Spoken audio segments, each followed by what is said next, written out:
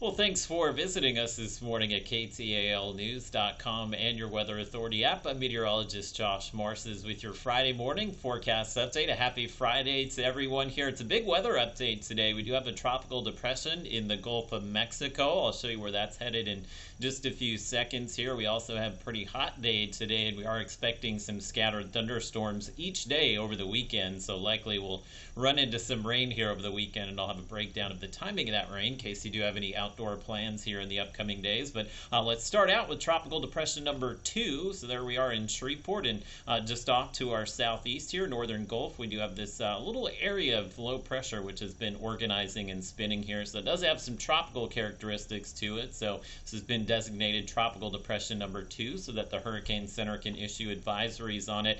Fortunately for us, this thing is headed south towards Cuba, so this will not turn north towards the Arklatex here, so that will have no bearing on our forecast. But if you're headed to Florida this weekend, likely we'll see some rain from that in the upcoming days here. But that system helping to feed some of that tropical moisture into the Arklatex, which will kind of help out with some of the rain here in the upcoming days. So your temperatures this morning a little warmer. We're in the 60s and low 70s. The dew point temperature is now just above 65 degrees, so the dew point increasing because we've had that south wind throughout the week. So as of today, we've jumped back into the humid category. We've been in that kind of okay category throughout the week, but as we get towards the weekend here, we are going to feel some more humidity, which is going to make today feel pretty hot out there. We'll continue to see these highs in the low 90s, but with that little uptick in humidity, it will feel like it's in the mid 90s this afternoon. And calling for mostly sunny skies here. We'll likely see just a few spotty rain showers develop, so we have that same 10% chance of rain in today's forecast. And going through time on Featurecast, you can just see a few of those isolated showers this afternoon, but a pretty good chance you'll make it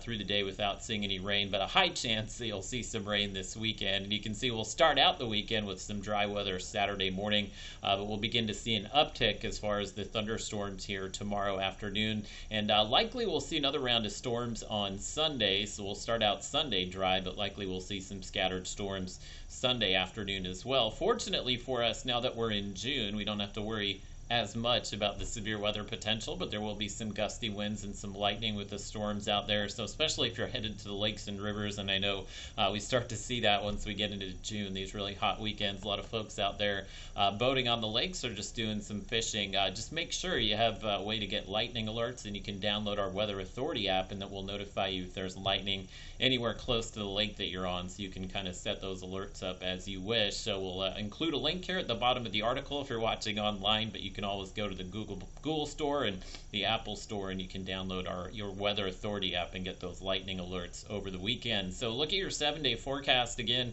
High chance of rain each afternoon this weekend. We'll likely dry out just a bit next week, but there's going to be a front that stalls over us, and that will at least keep the slight chance of those scattered thunderstorms each afternoon. So you probably won't see rain each day next week, but you'll probably see some rain and storms every other day or so next week, with those highs kind of staying in the low 90s and overnight lows about 70 degrees.